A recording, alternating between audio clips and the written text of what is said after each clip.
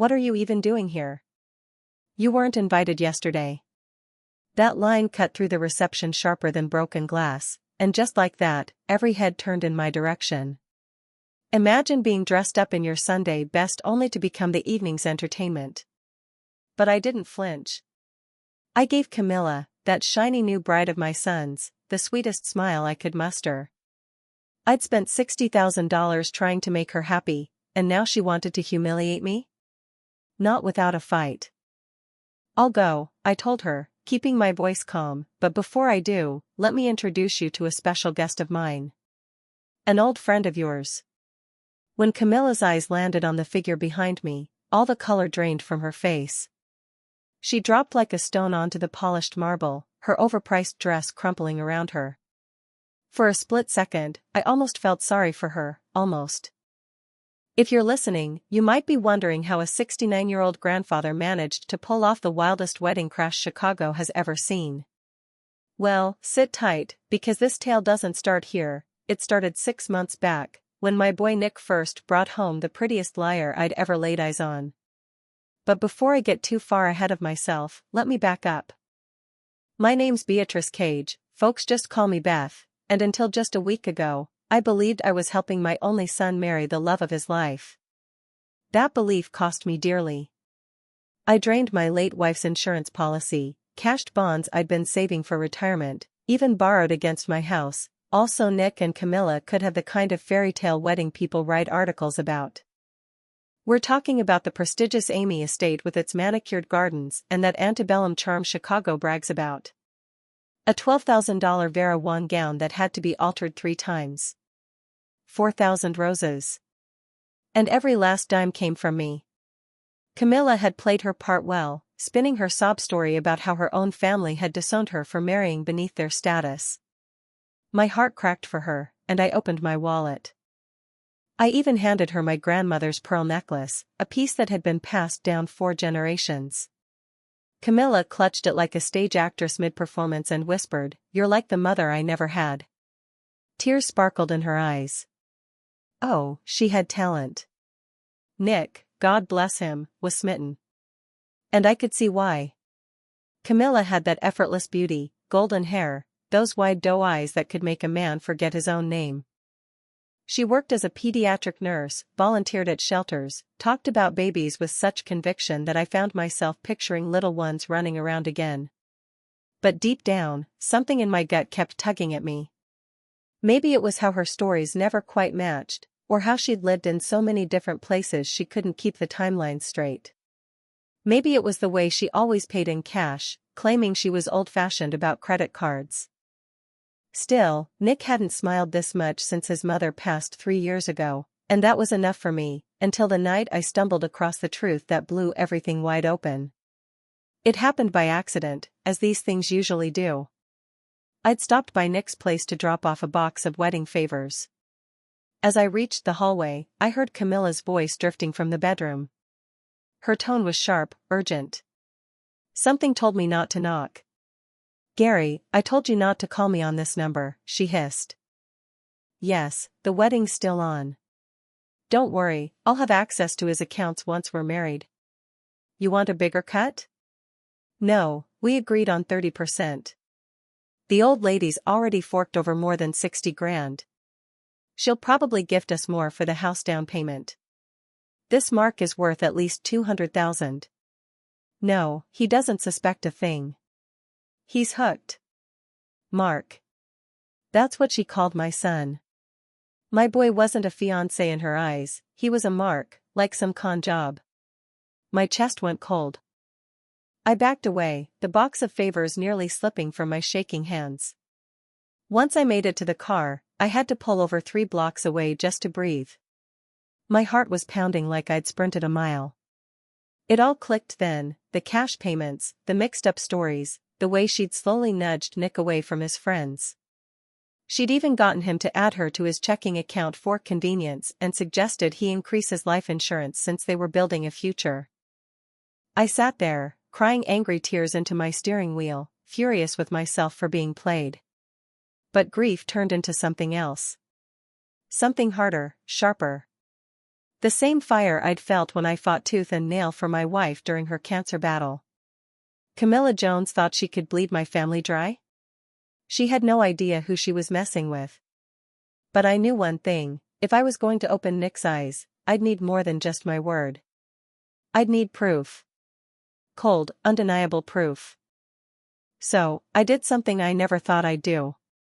I drove home, sat at the kitchen table, and typed into Google, "Private Investigators, Chicago." By the next morning, I was sipping coffee across from Anna Adams, a retired cop who now handled fraud cases. She was younger than me, but sharp as a tack, with that no-nonsense air that made you sit straighter without thinking. After I laid it all out, she leaned back and said, "What you've described, Mr. Cage, is a textbook romance scam, except this one comes with a marriage license attached. These people are pros. They study their targets, learn what you want, and become that person." I slid a check across the table. "How long until you can get me the truth?" Anna smirked. "For someone dumb enough to use her real voice on the phone?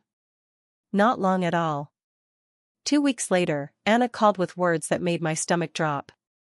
"Beth, you'd better sit down." "Camilla Jones? She doesn't exist." "The woman your boy's about to marry? She's not Camilla Jones at all. Her real name is Charlotte Wood, and let's just say she comes with baggage." I was in the kitchen when Anna said those words, kettle shrieking behind me, and I had to clamp down on the counter just to keep my knees from giving out. "Tell me everything," I managed. Anna didn't waste time. "Charlotte Wood.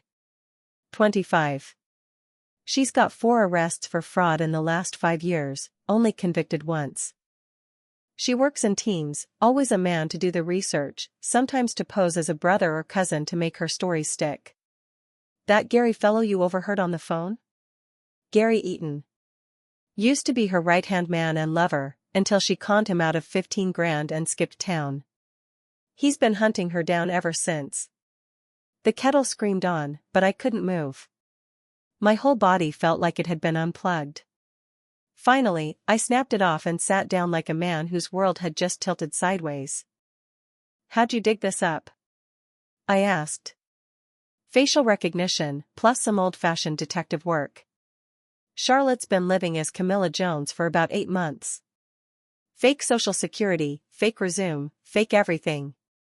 She volunteers here and there at a clinic, just enough to make the nurse story believable. She's good, but not that good." I let the words sink in while staring at the steam curling from my cup.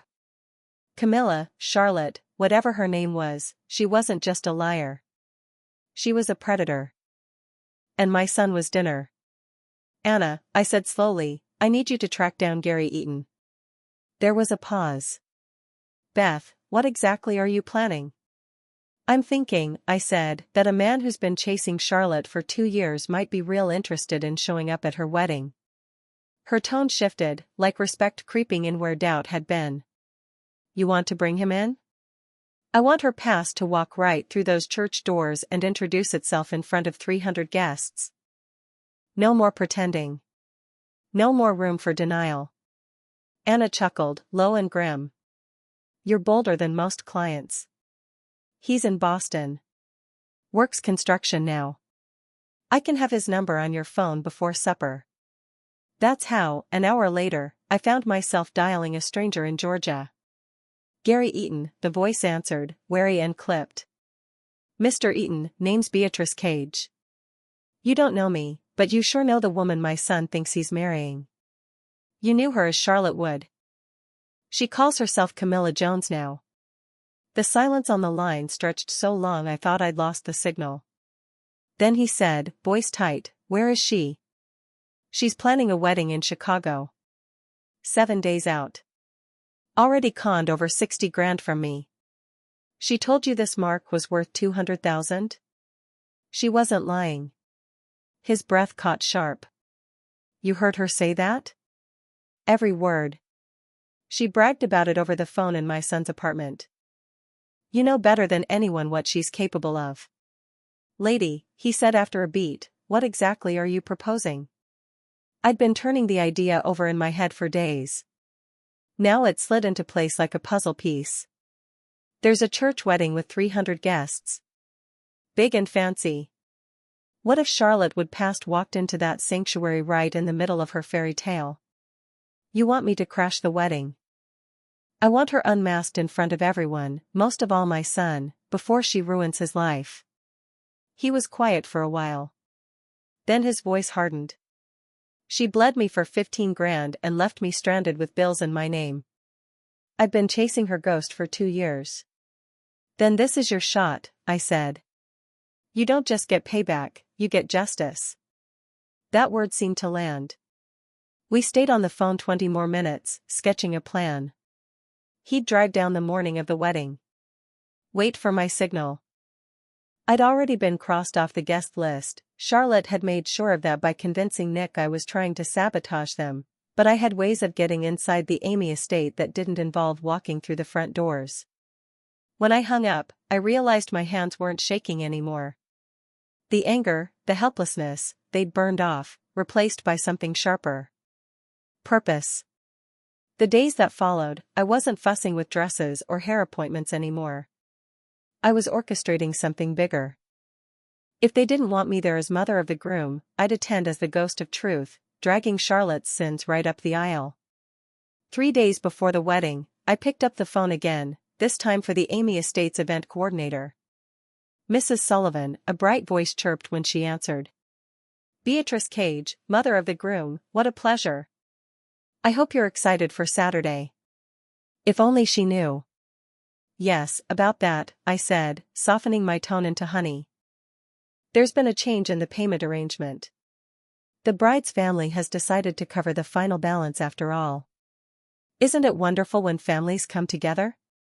Should I expect payment from them directly? The event coordinator asked me, her voice syrupy with relief. Oh yes, I said warmly. They'll be taking care of everything from here on out. In fact, best to hold off on processing any charges to my account until you hear from the Jones family directly.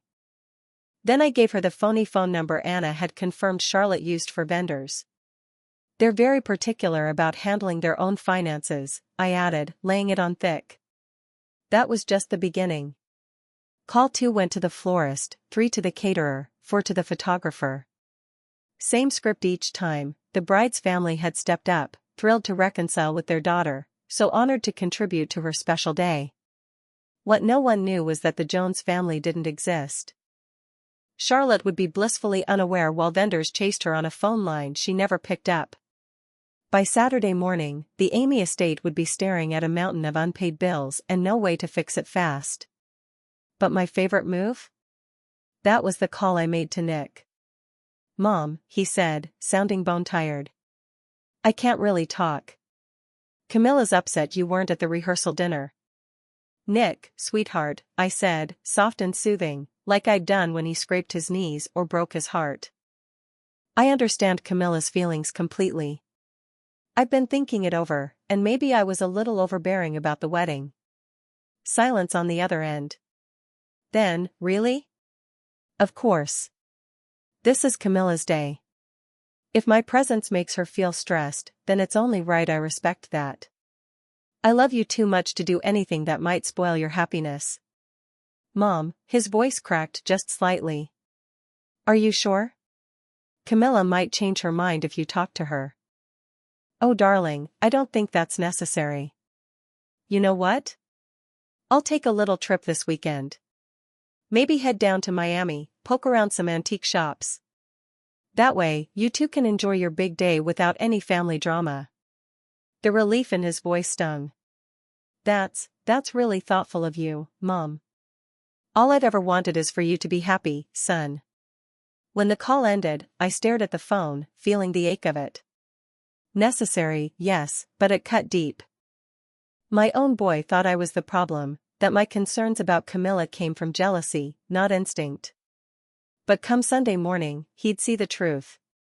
Friday night, the phone rang again. Camilla herself this time. Mrs. Cage? It's Camilla. Her voice was syrupy sweet, just a hint of fake vulnerability. I just wanted to thank you for being so understanding. I know it might have seemed harsh. Not at all, dear, I cut in, matching her tone perfectly. A bride should feel completely comfortable on her wedding day. That's so gracious. Nick said you're headed to Miami this weekend? Fishing for information. Classic. That's the plan, I said smoothly. A little getaway while you two start your honeymoon. Well, I hope you have a wonderful time. And Mrs. Cage, after Nick and I get settled, maybe we could do lunch. I'd really like for us to be friends. Her audacity almost made me laugh. That sounds lovely, Camilla. I'm sure we'll have plenty to talk about. We hung up, and I poured myself a heavy glass of wine. Raising it to my reflection in the kitchen window, I said aloud, here's to family and friends, Beatrice. May they get exactly what they deserve. Saturday dawned gray and drizzly, the kind of weather photographers call romantic and brides call catastrophic. I woke before 5, too wired to sleep, and dressed in a simple black dress with my grandmother's pearls. The same pearls Camilla had admired. At 9 sharp, Gary called from a gas station 10 minutes out. I'm here, Mrs. Cage. You sure about this? I looked myself over in the hallway mirror, straightening the pearls. I've never been more sure of anything. What if your son doesn't forgive you? That was the question I'd avoided all week. Then I'll have saved him from a woman who would have gutted him. Sometimes love means being the villain in someone else's story, until they're ready to see the truth. There was a pause, then Gary chuckled low. Damn, you're tougher than you sound.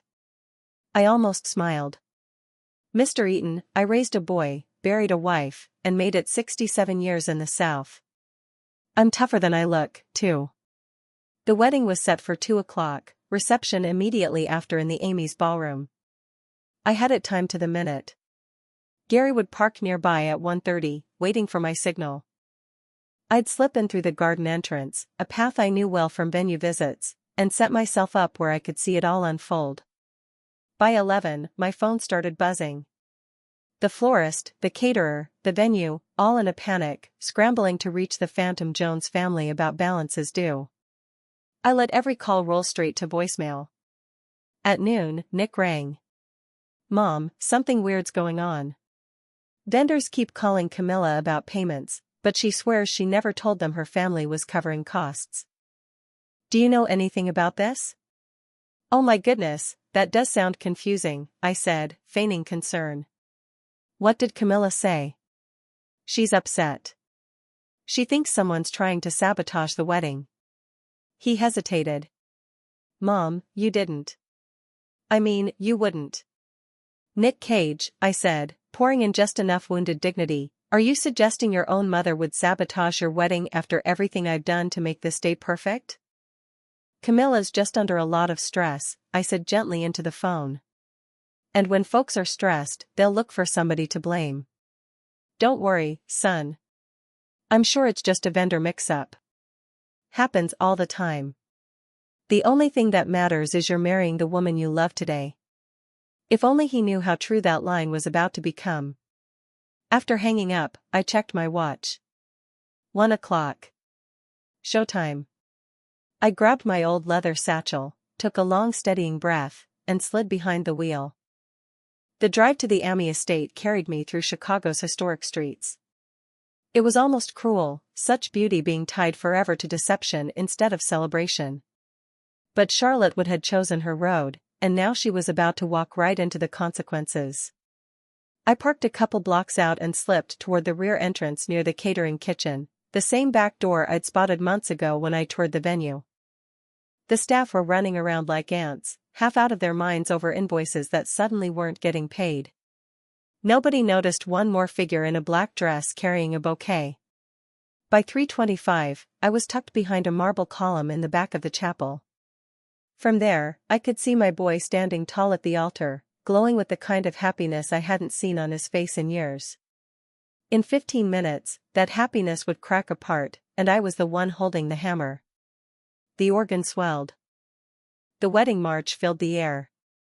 And I reminded myself that sometimes love requires you to be strong enough to break someone's heart in order to save their life. The chapel door swung open.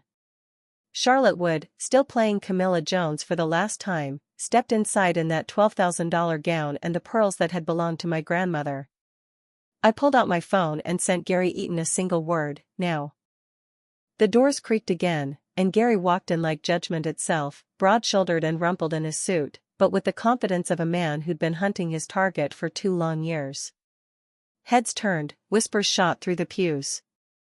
Charlotte froze halfway down the aisle, her bouquet tumbling to the floor with a sound like shattering glass. "Charlotte Wood." Gary's voice echoed off the stone walls. "Did you really think you could hide forever?" Chaos cracked open instantly. Nick stepped in front of her, protective and confused. "Sir, I think you've got the wrong person. This is Camilla Jones." Gary laughed, a harsh sound without joy. "Camilla Jones? Is that what she's calling herself now?" He pulled a manila folder from his jacket and held it high. "Her real name's Charlotte Wood. She's a professional con artist. I should know, I was her partner until she stole $15,000 from me." "That's not true." Charlotte's voice came shrill, desperate. "Nick, I don't know this man. He's insane." But the cracks were showing. Her hands trembled, her sugary voice sharpened. The mask was slipping. Gary opened the folder. Photo after photo. Here's Charlotte at the Ritz-Carlton in Miami, scamming tourists with fake credit cards. Here she is in Birmingham, pretending to be a cancer patient so she could drain church donations. And here, my personal favorite, Charlotte leaving our Memphis hotel room with my wallet, my watch, and the engagement ring I was dumb enough to buy her. Nick's face turned pale as parchment. "Camilla, what is he talking about?" "He's lying," Charlotte cried. "Nick, you know me. We're getting married. I love you." "Love?" Gary barked. "Lady, you wouldn't know love if it bit you. You want to hear what she really thinks of your precious Nick?" He pulled out his phone. "Got recordings from our time together. Want to hear her call him? Her pathetic mama's boy Mark." Gasps rippled through the chapel. A low buzz of murmurs spread like fire. I gripped the column tight, watching my son's world collapse in real time. My chest ached for him. Still, Charlotte fought on. She forced her voice back to its soft purr. "Even if any of that were true, people can change. I'm not that person anymore. Nick believes in second chances. Don't you, darling?" It was masterful, an appeal to Nick's big heart, making him choose between redemption and betrayal. But Gary wasn't finished. He smirked coldly. "Second chances? Tell him about the other Mark, Charlotte. The one you're working right now." Nick's eyes narrowed. "What is he talking about, Camilla?" "I have no idea," she snapped, too fast, too defensive. Gary scrolled his phone. "Let me refresh your memory. 3 weeks ago, you called me for advice about, and I quote, a lonely old bat who's already given you 60 grand. Ring any bells?" Silence. Heavy, crushing. Every gaze in that chapel fixed on Charlotte. I saw my son's expression shift, dawning realization washing over him. My hand clamped harder against the marble column to keep myself from stumbling out too soon. "That's, taken out of context," Charlotte stammered. "Context?" Nick's voice was a whisper now, sharp with betrayal. "You called my mother a lonely old bat?" "Nick, no, I didn't mean it that way. This man is trying to." "Trying to what? Tell the truth?" Nick's voice grew stronger, fury lighting in his eyes. "My mother emptied her savings for us.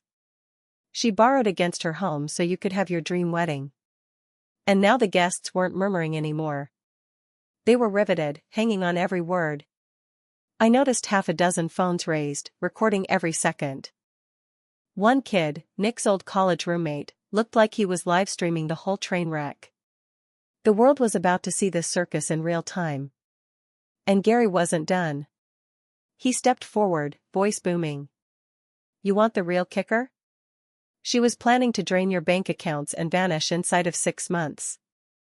That's her routine. Long enough to stake legal claim to your money, short enough to keep from forming real ties. Stop it. Charlotte wailed, tears streaming now. Whether they were genuine or just another act, I couldn't tell. Nick backed away from her, disgust twisting his face. Is it true? Any of it?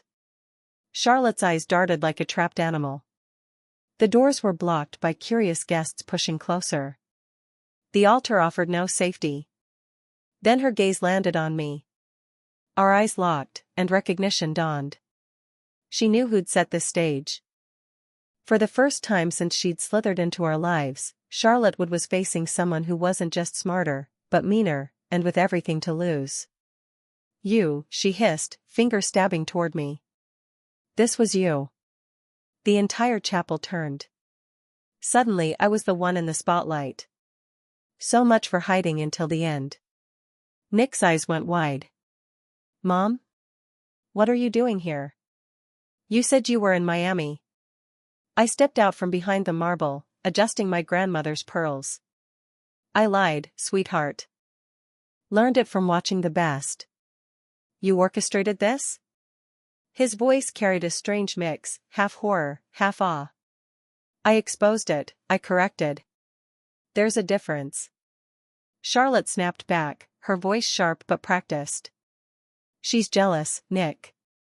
Your mother couldn't handle you choosing me over her. She hired this man to ruin our wedding because she wants to control you forever.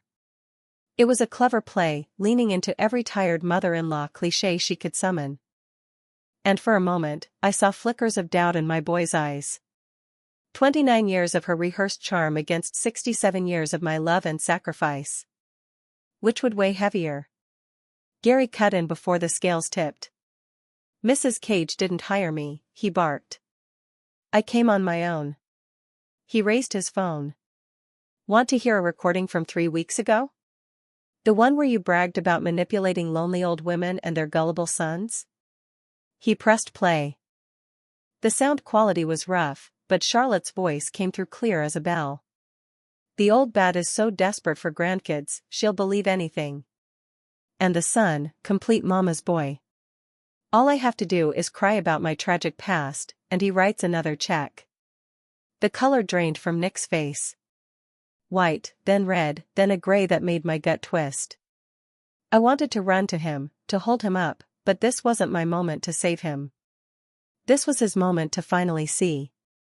And the tape wasn't done. You want to hear the best part? Charlotte's recorded voice sneered. She gave me her grandmother's pearl necklace. Said it was a family heirloom. I'll probably pawn it after the honeymoon. Nick's eyes flicked to Charlotte's throat, to the pearls gleaming there. Pearls that had passed through 4 generations of Cage women, meant to be worn with pride, not pawned for petty cash. Charlotte's hand shot up to cover them, but it was too late. Nick, I can explain. Explain what? His voice came quiet, deadly. Explain how you mocked my mother while draining her savings? Explain how you called me a mama's boy while pretending to love me? Explain how you were planning to rob us and vanish? The fight bled out of her. Shoulders slumped, eyes hollow. For the first time, she looked her age, tired, worn, human. It started as a job, she whispered. Just another mark. But then, she trailed off. My name? My job? My family? Nick's voice cracked. What part of us was real? The silence was thick as tar. Charlotte's eyes swept the chapel, the shocked guests, the roses, the photographer clicking every frame, the videographer immortalizing her humiliation. Finally she muttered, I need to leave. Yes, Nick said, his voice steel. You do. She gathered her dress to flee, but not without one last shot. She turned, her eyes locking on me, full of venom. You think you've won, don't you? Congratulations, Mrs. Cage. You got your precious son back. But guess what? He'll never trust another woman again after this. You've ruined him for love forever. That way, you'll stay the only woman in his life. Her words cut. For a heartbeat, I wondered, had I gone too far? Had justice slid into selfishness? But Nick saved me from that doubt. His voice rang out, steady. No. She didn't ruin me, you did. The difference is simple. My mom tried to protect me. You tried to destroy me. Charlotte's face twisted with rage. You'll regret this. Both of you. I have friends. Connections. This isn't over. Gary stepped forward, almost grinning. Actually, it is. While you were up here performing, the FBI's been listening to our little chat about your current con. They're very interested in that fake social security number and bogus resume. Charlotte blanched. You wouldn't dare. Already did, sweetheart, Gary said, checking his watch. Feds should be here any minute to escort you out. Surprised they're not walking through the door right now. As if on cue, two men in dark suits strode into the chapel with that unmistakable federal authority. Charlotte's last hope of slipping out quietly was gone. Charlotte Wood, the taller agent barked, flashing his badge. FBI. You're under arrest for fraud, identity theft, and violations of federal banking laws. I never imagined I'd watch a bride get her Miranda rights read in a chapel draped with roses and baby's breath. But there it was, wedding guests fumbling for their phones, eager to record history being made, while a woman in a $12,000 dress was led away in handcuffs. Charlotte didn't go quietly. She twisted, screamed, tried to turn the whole thing into a performance. This is harassment. I haven't done anything wrong. You'll hear from my lawyers. But no one was listening, not with half the crowd recording and the other half already texting the news to everyone who'd missed the show. By that evening, I knew the internet would be buzzing with clips under hashtag like wedding crash. When the agents finally marched her out, silence filled the chapel. 300 guests sat frozen, unsure whether to clap, leave, or bow their heads in prayer. The minister looked like he'd missed that particular lesson in seminary. And Nick, he just stood there at the altar, staring at the doors where his bride had been dragged out. I wanted to run to him, but held back. This was his grief to chew through. His heartbreak. Finally, he turned to face everyone. Well, he said, voice carrying through the quiet like a bell, this is awkward. A ripple of nervous laughter broke the tension. I want to thank you all for coming, Nick continued, running a hand through his hair. I know this isn't how you planned to spend your Saturday. The wedding's off, obviously. But the reception's already paid for. So if anyone wants dinner and an open bar, have at it. God knows I could use a drink. That earned real laughter this time. People stood, stretched, started murmuring in little groups, the shock slowly wearing off. Then Nick found me. Our eyes locked across the chaos, his filled with gratitude, embarrassment, maybe even a trace of admiration. He walked the aisle like Moses through the Red Sea, straight to me. Mom, he said quietly. We need to talk. I nodded. Yes, we do. But first he unclasped the pearls from Charlotte's neck and placed them gently into my hands. These belong to you. The weight of them hit me hard. Actually, I said, voice steady, they belong to the woman you marry when you finally meet one worthy of them. His eyes brimmed. I'm so sorry, Mom. For not believing you. For choosing her. For being such an idiot. You weren't an idiot, I told him, straightening his tie like I'd done since he was a boy. You were in love. Or at least, in love with who you thought she was. Love makes fools of us all. What matters is, you're safe. He swallowed. How long did you know? I suspected a month ago. Had proof 2 weeks back. Hired a private investigator. And Gary, well, he showed up for his own revenge when I told him where to find her. I gave a little half-smile. Hell hath no fury like a con artist scorned, apparently. Nick laughed despite the wreckage all around us. You've been busy, huh? Let's just say I've had an educational few weeks. I hooked my arm through his. Now come on. We've got a ballroom full of people waiting. They're gonna have questions.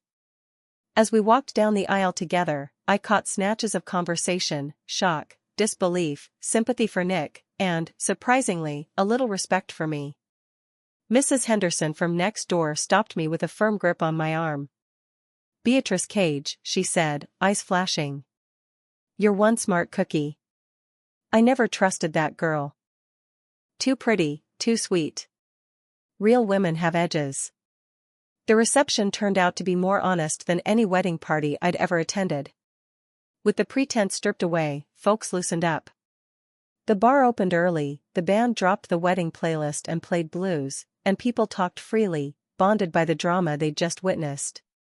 Nick carried himself with grace I didn't know he had, shaking hands, thanking guests, apologizing for the spectacle, even laughing with a few old friends.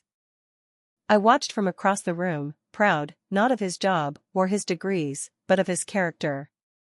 Gary found me by the dessert table, where I was debating whether it was proper to eat wedding cake when there hadn't been a wedding. "Mrs. Cage," he said, extending his hand. "Thank you for letting me face her. Been waiting years."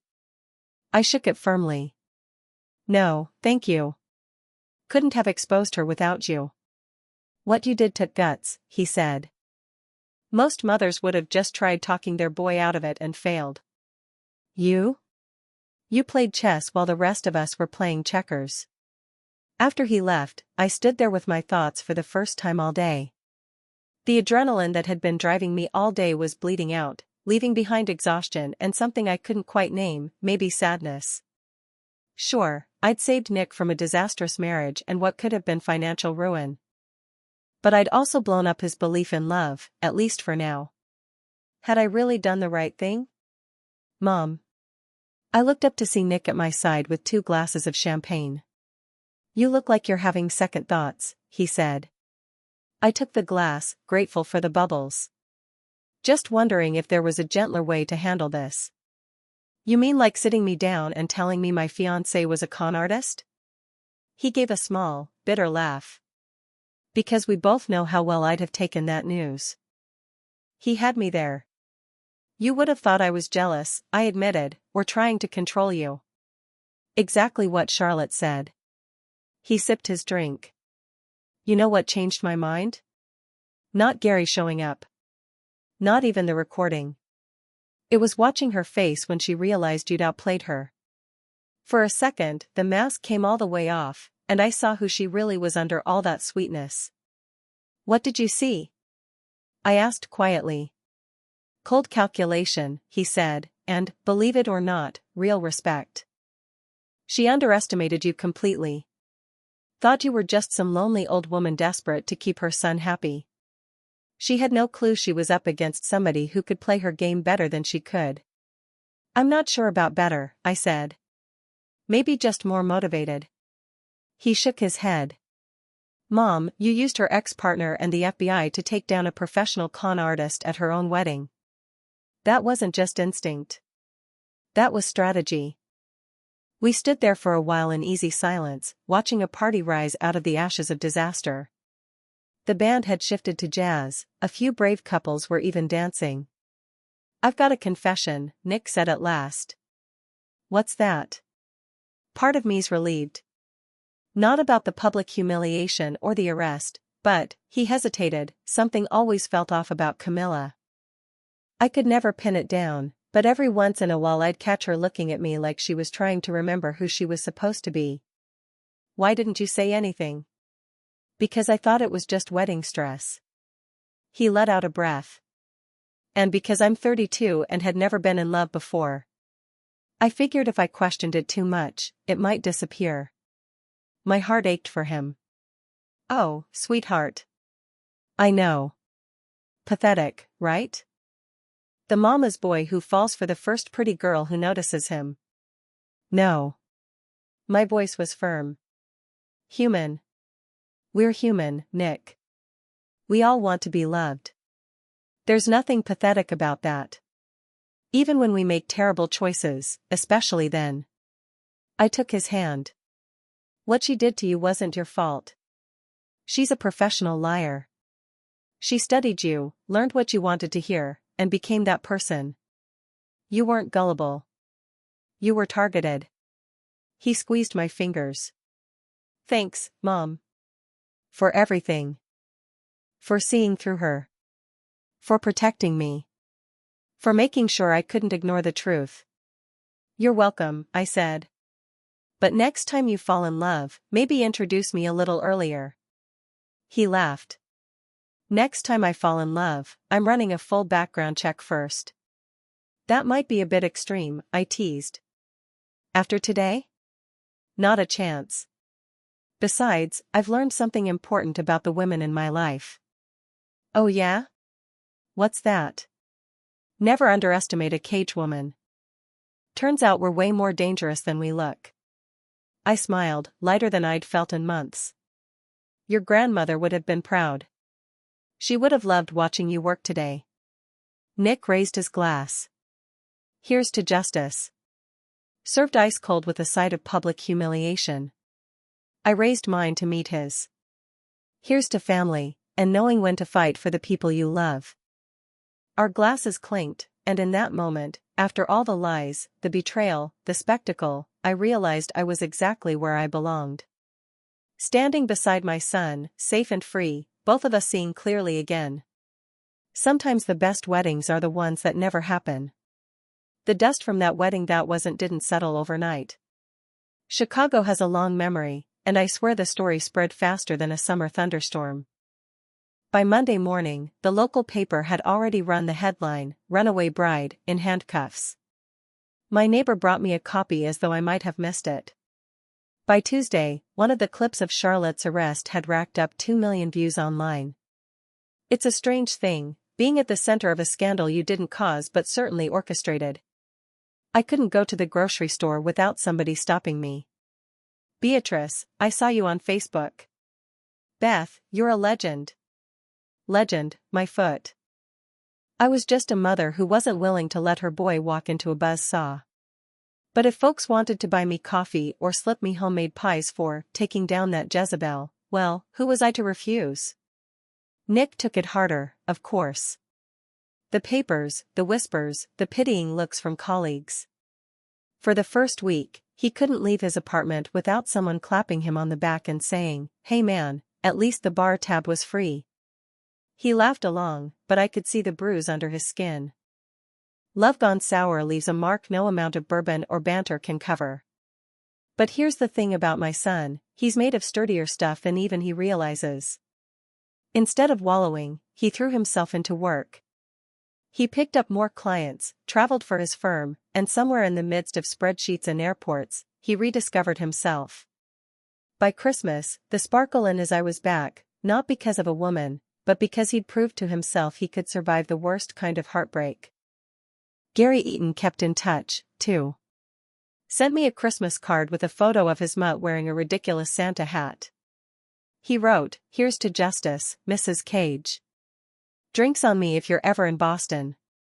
Funny world when a construction worker turned conman turned unlikely ally becomes part of your extended circle. As for Charlotte, well, her trial made front-page news. Turns out she had warrants in 3 other states, and the FBI was eager to stack charges like firewood. I didn't attend the hearings. I didn't need to see her again. But one afternoon, I did get a call from Anna, my PI. "You'll sleep easier knowing she's looking at 15 years. I didn't cheer. I didn't even smile. I just sat quietly, grateful the chapter was closed. Life, as it does, found its rhythm again. I went back to tending my little garden, baking pies for church socials, gossiping on the porch with Mrs. Henderson. But something in me had changed. I wasn't just the widow who doted on her son anymore. I'd stared down a professional liar and built a plan bold enough to pull the mask right off her face. Turns out I had sharper teeth than even I realized. One evening in spring, Nick and I sat on my porch, the scent of jasmine heavy in the air. He was quieter than usual, nursing a beer. "You ever think you went too far?" he asked. "Every day," I admitted. "But then I picture you signing papers you didn't understand, watching your savings drain into her hands, and I stopped worrying about whether I was too sharp." Better a bruise now than a lifetime of scars. He nodded, thoughtful. I'm glad you fought for me, Mom. Even when I didn't want you to. That's my job, son. Whether you're 6 years old or 32. We sat in companionable silence for a while, fireflies sparking across the yard. Then he said, almost shyly, I've started talking to someone new. Just coffee for now. I raised an eyebrow. Background check yet? He grinned. First thing I did. I laughed, the kind of laugh that shakes something loose inside you. For the first time since that disastrous wedding day, I felt peace. Because here's the truth nobody tells you, sometimes saving someone means you have to be the villain in their story for a little while. But if you do it right, one day they'll look back and realize you were the hero all along. And as for me? I'll keep my pearls polished and my eyes sharp. Because if life's taught me anything, it's that predators come dressed in silk and smiles just as often as they do in shadows. And this old bird knows how to fight back.